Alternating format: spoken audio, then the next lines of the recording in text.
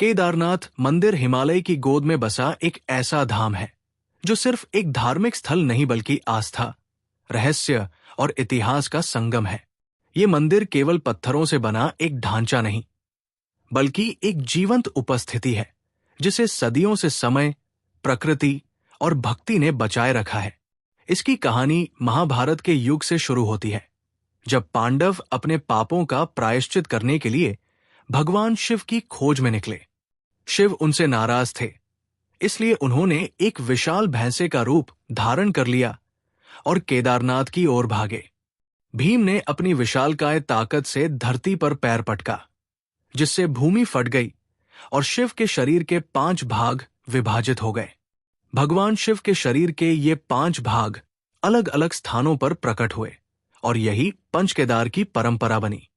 केदारनाथ में भगवान शिव का कंधा, तुंगनाथ में भुजाएं, रुद्रनाथ में मुख, मध्यमहेश्वर में नाभि और कल्पेश्वर में जटा स्थापित हुई।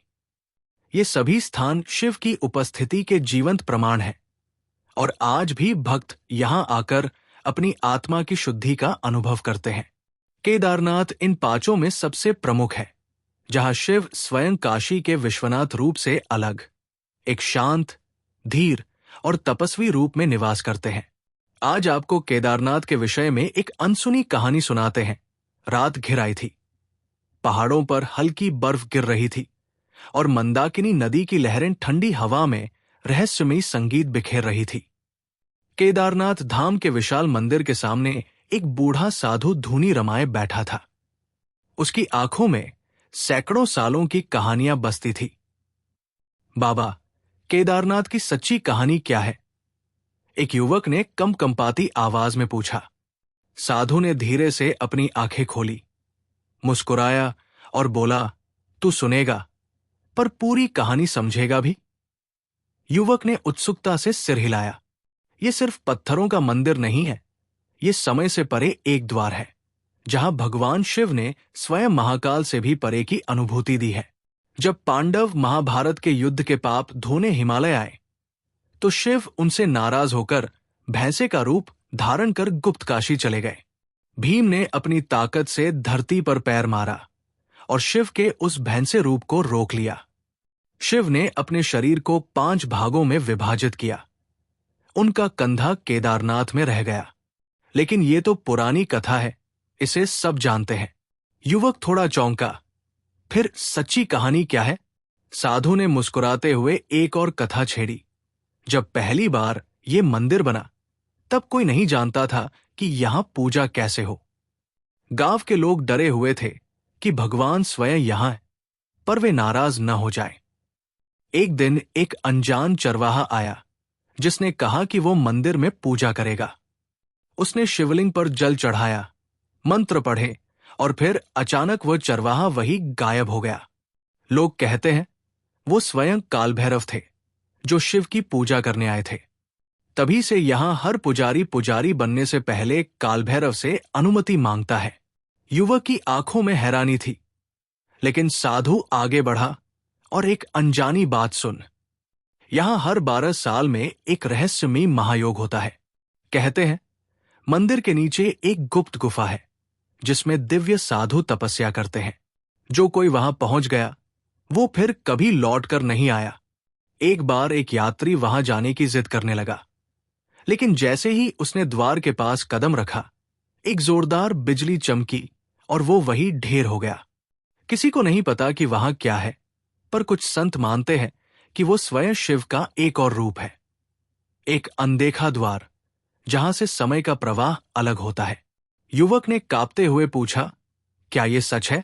साधु ने मंद मुस्कान के साथ जवाब दिया, सत्य वही है जो तू मानता है, लेकिन केदारनाथ सिर्फ एक मंदिर नहीं, ये एक रहस्य है जो हर यात्री के लिए अलग रूप में प्रकट होता है।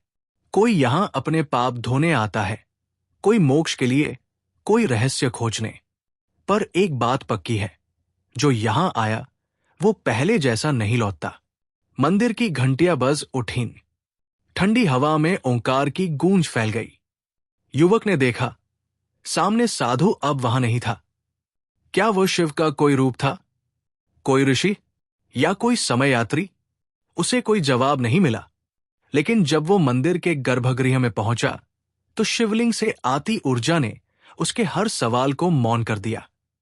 कहा जाता है कि इस मंदिर का निर्माण आदि गुरु शंकराचार्य ने 8वीं शताब्दी में करवाया था, ताकि सनातन परंपरा को आगे बढ़ाया जा सके।